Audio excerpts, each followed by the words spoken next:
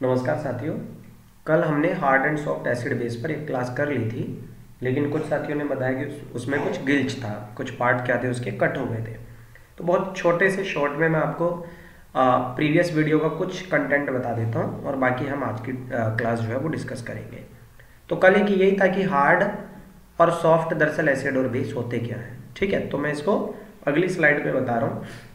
देखिए, जो hard acid होते हैं, हार्ड एसिड एसिड एक तो आप ध्यान रख के चलिए कि जिनके ऊपर पॉजिटिव चार्ज होगा वो क्या होंगे, एसिड होंगे। आप इसको ऐसे समझ लीजिए, मैं इसको सारे को रफ कर देता हूँ कि जो एसिड जो होंगे वो क्या होंगे, जिन पर कैसा चार्ज होगा, पॉजिटिव चार्ज होगा। मोस्टली हम यही मान के चलेंगे, यानी कि हम मान के चलेंगे कि लुईस एसिड की बात की जा रही है। अब ये दो तरह के हो सकते हैं, एक तो हो सकते हैं हार्ड और दूसरे हो सकते हैं सॉफ्ट। दूसरे क्या हो सकते हैं, सॉफ्ट। तो हार्ड एसिड की पहचान क्या है, कल मैंने आपको ये बताया था। ठीक है, तो मैं एक सबसे पहली पहचान बता रहा हूँ, वो शॉर्ट में बताऊंगा कल का टॉपिक, क्योंकि ज़्यादा समय हमारा इस पर ना इन्वेस्ट हो जाए। एक तो ध्यान रखना कि जिनका क्या होगा, स्मॉल साइज होगा कैटायन का। स्मॉल साइज क्या होगा, कैटायन का, वो क्या कहलाएंगे, आपके हार्ड होंगे। ठीक है ना।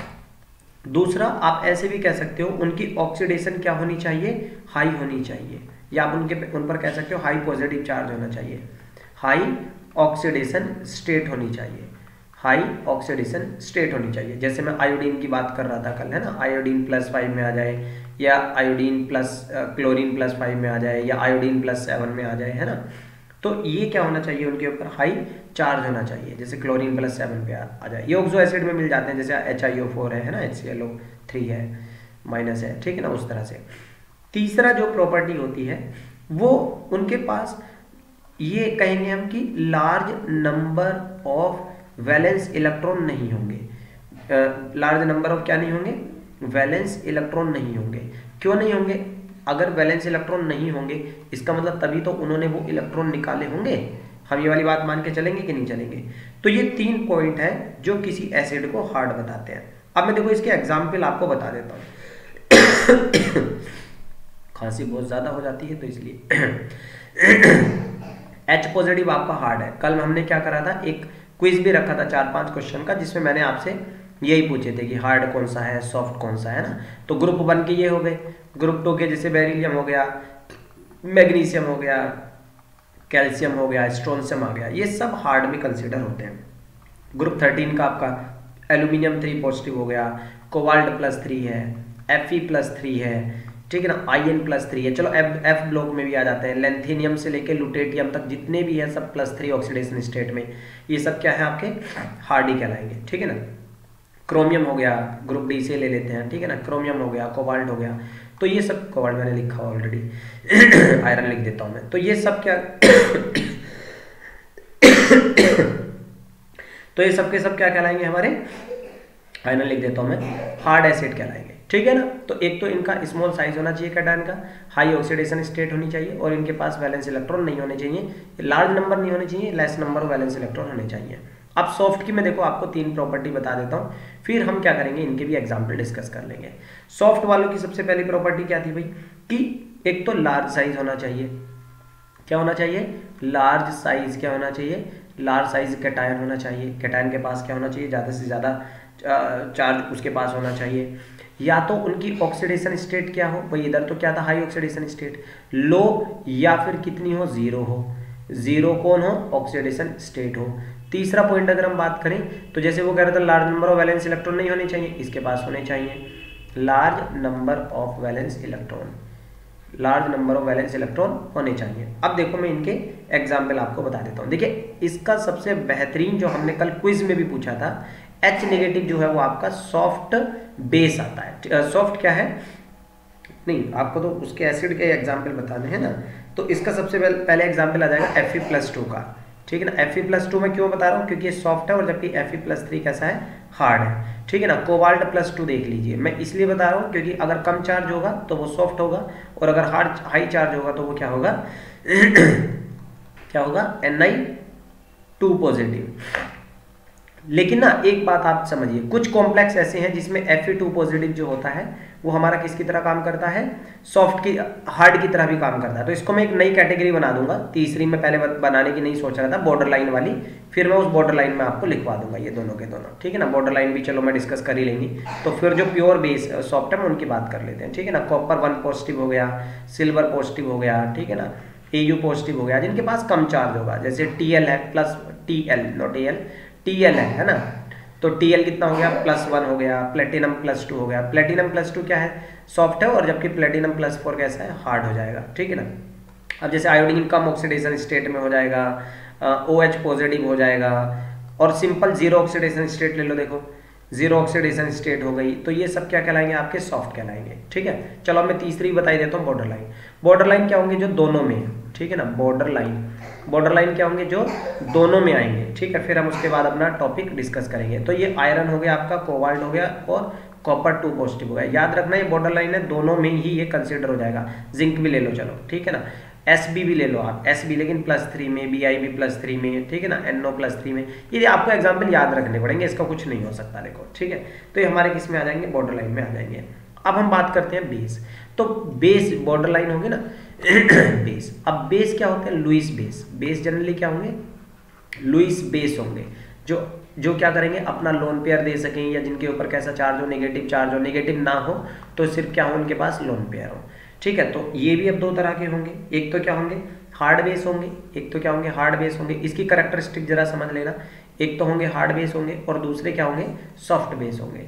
दूसरे क्या होंगे, सॉफ्ट बेस। तीसरे बॉर्डर लाइन की मैं बात कर लूंगा। कल इससे भी रिलेटेड मैंने एक क्विज में क्वेश्चन पूछा था, आज भी क्विज कराएंगे 9 या 10 बजे के करीब, 10 बजे के करीब क्विज कराएंगे। तो हार्ड में कैसे, जैसे अमोनिया है, ठीक है ना, NH3 अच्छा होता है, तो इसकी प्रॉपर्टी बता देता हूँ, फिर आप इसको ईजिली समझ जाएंगे, ठीक है ना। प्रॉपर्टी से समझो, फिर इसके एग्जाम्पल पाएंगे तो आप वो ईजिली समझ पाओगे।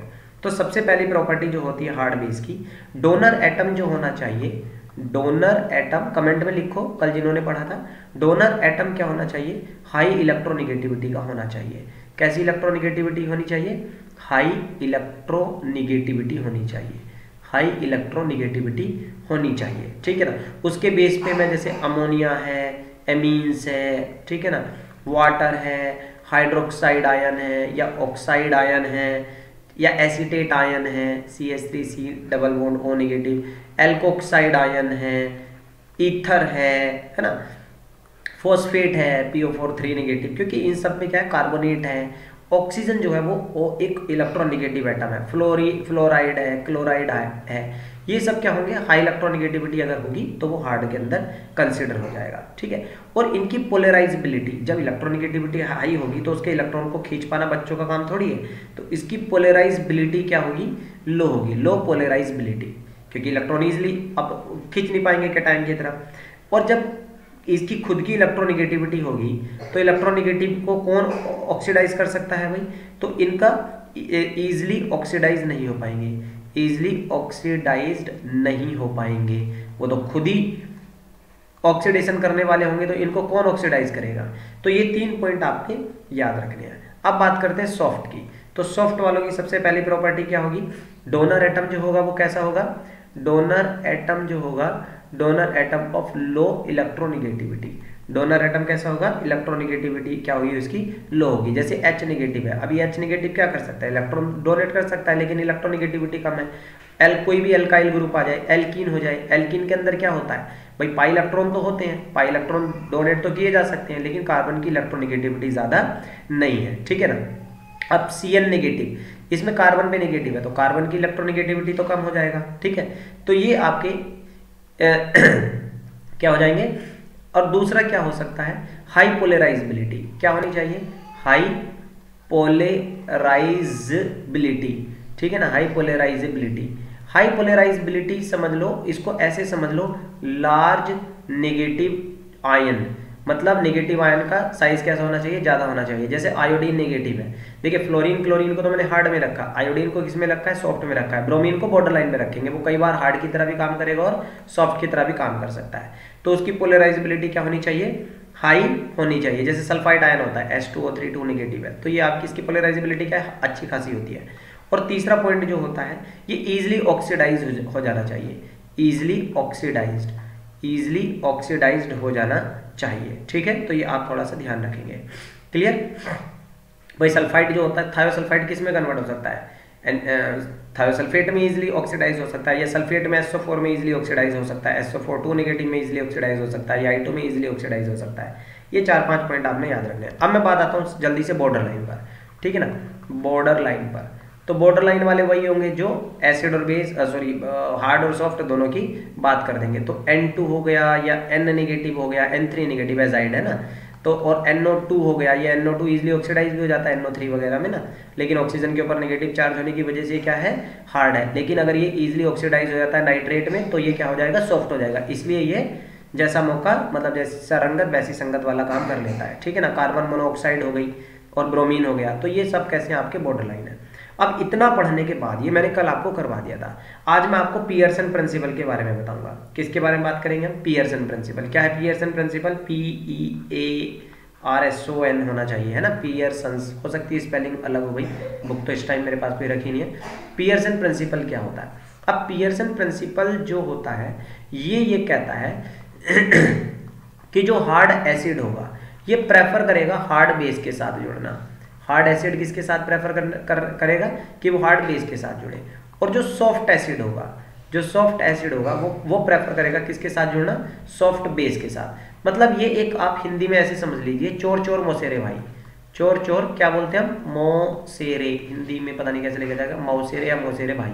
इसका मतलब क्या हो गया, देखो हम अपनी कम्युनिटी या अपनी कह सकते हैं ऐसा ही संगत ढूंढते हैं जैसे हमारे विचार होते हैं, है ना। चोर किसको ढूंढेगा, चोर को तो ढूंढेगा। क्लास में भी डल डल के साथ बैठता है, इंटेलिजेंट इंटेलिजेंट के साथ बैठता होगा ऑलमोस्ट, एक्सेप्शन तो ही आपको पता है, कोई बार डल बच्चा भी इंटेलिजेंट के साथ बैठ जाता है। लेकिन जो नेटोरियस टाइप के होंगे वो सारे एक साथ बैठेंगे, इंटेलिजेंट एक साथ बैठेंगे। हालांकि नेटोरियस और इंटेलिजेंट कोई वर्ड हमारे पैरामीटर होते हैं, आपको भी पता है कि ये वर्ड ही गलत है ना, वो आप समझते ही होंगे मैं किस सेंस में कहना चाह रहा हूँ। लेकिन जो जैसा होता है वो वैसे ही कम्युनिटी को ढूंढता है। तो बस ठीक है, हार्ड एसिड किसके साथ प्रेफर करेगा, हार्ड बेस के साथ। सॉफ्ट एसिड किसके साथ रिएक्ट करेगा, वो सॉफ्ट बेस के साथ करेगा। जैसे ये पियर्सन प्रिंसिपल कहलाता है या इसी को हम क्या नाम दे देते हैं, hard and soft acid and base principle, ठीक है। अब इसको एग्जाम्पल की तरफ से एग्जाम्पल से समझ के चलते हैं। जैसे Ag पॉजिटिव है, अब Ag पॉजिटिव जो है वो सॉफ्ट है, देखो मैंने सॉफ्ट में लिखवाया हुआ है आपको। Ag पॉजिटिव कैसा है, सॉफ्ट है।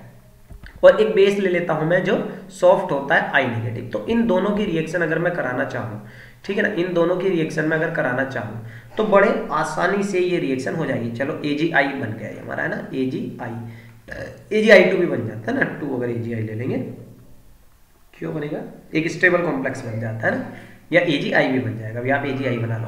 तो एक ये क्या बन गया, स्टेबल कॉम्प्लेक्स बन गया। क्यों, क्योंकि ये कैसा था, देखो Ag था सॉफ्ट और I भी कैसा था, सॉफ्ट। तो SS एक जैसा कॉम्प्लेक्स बन गया, सॉफ्ट कॉम्प्लेक्स बन गया, जो कि क्या होगा, स्टेबल होगा। तो HSA भी प्रिंसिपल को ये क्या कर रहा है, फॉलो कर रहा है।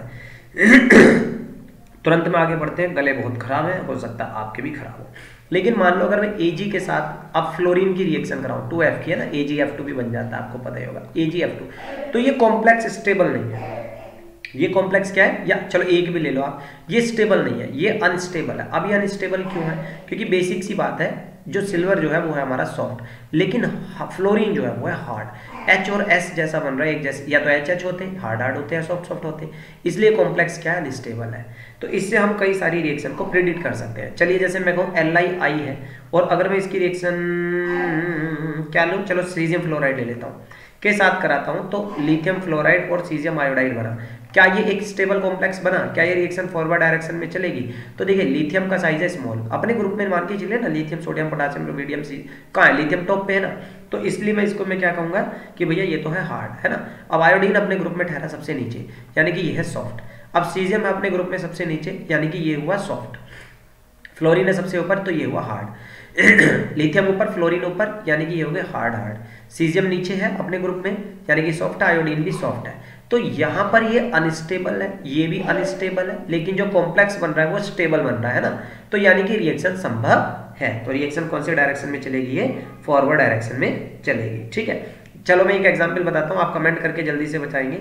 CuI2 और CuF, ठीक है, CuI2 और CuF लेके चल रहे हैं, और ये बन रहा है CuF2 प्लस CuI।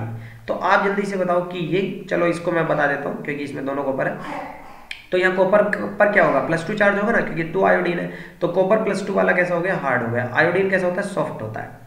आयोडीन कैसा होता है, सॉफ्ट होता है। यहाँ सीजियम अपने ये सीजियम ले लो है ना, फिर नहीं तो ऐसे कंफ्यूज, चलो फिर कॉपर ही ले लो ना। 1 मिनट रुको, मैं सीजियम ना लेके कॉपर ही ले लेता हूँ। तो कॉपर यहाँ पर कैसा होगा, सॉफ्ट होगा, क्योंकि +1 ऑक्सीडेशन स्टेट में ना, यहाँ पर ये +2 वाला था। और फ्लोरीन होता है हार्ड। अब यहाँ पर देखिए कॉपर +2 वाला है, इसका मतलब हार्ड है। कॉपर या फ्लोरीन है, फ्लोरीन तो ऑलरेडी हार्ड होता है। यहाँ कॉपर +1 वाला है, यानी कि सॉफ्ट है, और आयोडीन भी क्या, सॉफ्ट है। तो एक स्टेबल कॉम्प्लेक्स बन गया, हार्ड हार्ड सॉफ्ट सॉफ्ट। तो ये भी रिएक्शन कौन से डायरेक्शन में हो जाएगी, फॉरवर्ड डायरेक्शन में हो जाएगी। तो बात समझ में आएगी नहीं आई? अरे क्लियर हो गया भाइयों भाइयों भाइयों भाइयों कि नहीं? तो हम इस चीज को यहां से पता कर सकते हैं।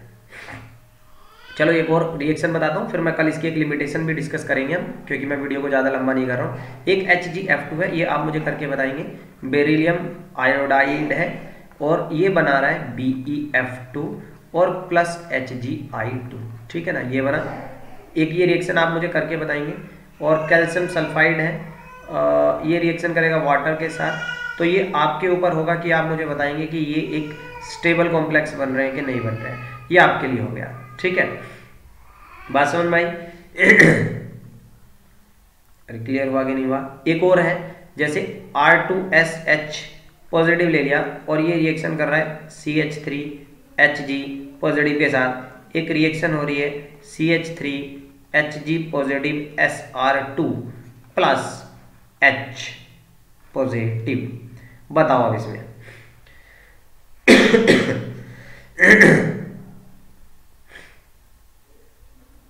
ये पूरा का पूरा R2SH क्या है, R2SH। मतलब इसकी एक एप्लीकेशन भी होती है कि हम ये भी बताते हैं कि इसमें कोई कौन सा एसिड है और कौन सा क्या है, बेस है, ये भी पता चल सकता है। कैसे पता लग सकता है? तो यहां पर जो H पॉजिटिव है ये एक हार्ड एसिड है। ये क्या है हमारे पास, हार्ड एसिड है, क्योंकि H पॉजिटिव को मैंने पहले ही बताया हुआ है। और R2S जो है ये क्या हो जाएगा हमारे पास, R2S जो है, या आप इसको कह सकते हो कि भाई हमारे पास मतलब थायोल हो गया, ये है ना, SH हो गया। तो ये हमारे पास सॉफ्ट होगा। ये मैंने पीछे कहीं बताया भी था, R2O ईथर के तौर पे बताया था कि R2O हो गया हमारे पास, लेकिन वो मैंने हार्ड में आपको कंट्रीब्यूट करवाया था, क्योंकि ऑक्सीजन की इलेक्ट्रोनेगेटिविटी हाई है। देखो मैं पीछे बताता भी हूँ आपको, ये देखो R2O को मैंने किस में कंसीडर करवाया था, हार्ड में। लेकिन अगर मेरे पास R2S होगा तो मैं इसको किस में कहूँगा, सॉफ्ट में कहूँगा, क्योंकि सल्फर आ गया। एक तो सल्फर की इलेक्ट्रोनेगेटिविटी लो है, ठीक है ना, और दूसरा ये पोलराइज भी इजीली हो सकता है, और तीसरी बात इसका साइज भी क्या है, लार्ज है। तो इसलिए मैं यहाँ पर क्या कह रहा हूँ, देखो इसको मैं सॉफ्ट बेस कह रहा हूँ, इसको मैं सॉफ्ट बेस कह रहा हूँ, और इसको मैं क्या कह रहा हूँ, हार्ड एसिड कह रहा हूँ, ठीक है। और ये CH3H जो है ये हार्ड एसिड होता है भाई, ठीक है ना, सॉरी सॉफ्ट, क्योंकि ना मिथाइल ग्रुप एक बहुत बड़ा ग्रुप है। तो ये कैसा होता है हमारे पास, सॉफ्ट एसिड होता है। अब हम इन दोनों की क्या कराएंगे, रिएक्शन कराएंगे। ये क्या हो गया हमारे पास, CH3Hg कैसा हो गया, ये सॉफ्ट एसिड हो गया। एसिड क्यों हो गया, H पॉजिटिव है। अब ये जो हमारे पास एक कॉम्प्लेक्स बन रहा है CH3Hg को मैं क्या बोल रहा हूँ, सॉफ्ट बोल रहा हूँ, इसको मैं सॉफ्ट बोल रहा हूँ, और इस हिस्से को क्या बोल रहा हूँ, मैं हार्ड बोल रहा हूँ, इस हिस्से को क्या बोल रहा हूँ, मैं हार्ड बोल रहा हूँ। और ये हमारे पास ही हार्ड बन रहा है। तो एक तो लेबलिंग हो गई, ये पता चल रहा है कौन सा हार्ड है कौन सा सॉफ्ट है, और ये भी बता रहा है कि रिएक्शन कौन से डायरेक्शन में ज्यादा स्टेबल रहेगी, है ना। तो ये भाई, तो कौन सी रिएक्शन फॉरवर्ड होगी, कौन सी रिएक्शन फॉरवर्ड होगी, एक मिनट, ये तो सारी अलग होगा। अच्छा मैंने ये गलत लिख दिया है। R2S जो है वो हमारे पास क्या है, R2S सॉफ्ट है ना, तो गलत लिख दिया था, माफ करेंगे। तो ये हमारे पास सॉफ्ट हो गया। तो एक तो हमें ये पता चल जाएगा, मान लो अगर ये रिएक्शन इक्विलिब्रियम में है तो कौन सी रिएक्शन डोमिनेट करेगी, फॉरवर्ड वाली। क्यों करेगी, ऐसे ही BGD में क्वेश्चन आया हुआ था, क्योंकि ये सॉफ्ट सॉफ्ट कॉम्प्लेक्स बन गया, जो कि कैसा होगा, ये स्टेबल होगा, एक जैसा हो गया, पियर्सन प्रिंसिपल, चौर चौर मौसेरे भाई हो गए। यहाँ पर क्या है, ये सॉफ्ट और हार्ड जैसा कॉम्प्लेक्स है, तो ये अनस्टेबल है। तो जिस डायरेक्शन में रिएक्शन स्टेबल होती है उसी डायरेक्शन में वो चलती है, ठीक है। तो आज के लिए इतना ही बहुत था। कल के लिए, क्योंकि मैं छोटी वीडियो रखना चाह रहा हूँ, एक तो हम पढ़ेंगे कि भाई और किस फॉर्म में मिलते हैं, एक तो ये पढ़ेंगे, और इसकी लिमिटेशन बहुत इंपॉर्टेंट है। लिमिटेशन भी मुझे लग रहा है इस बार क्वेश्चन आएगा, क्योंकि पिछली बार दिया था इस पर क्वेश्चन कि कौन सी रिएक्शन फॉरवर्ड होगी, मतलब ऐसा सा एक क्वेश्चन था। और इस बार मुझे लग रहा है पक्का लिमिटेशन पे क्वेश्चन आएगा HSAV पर 2023 में उम्मीद है कि आपका यूपी पीजीटी का एग्जाम होगा जनवरी या फरवरी के एंड में, ठीक है ना, फरवरी में मान के चले, क्योंकि 2 महीने पहले नोटिफिकेशन आता है। डिस्क्रिप्शन में आपको टेलीग्राम चैनल का लिंक मिल जाएगा। आपको नोट्स या टेस्ट सीरीज के बारे में पता करना होता है तो ये हमारा व्हाट्सएप नंबर है, आप इस पर कॉल करके पता कर सकते हैं, ठीक है। चलिए आज के लिए इतना ही बहुत है, थैंक यू।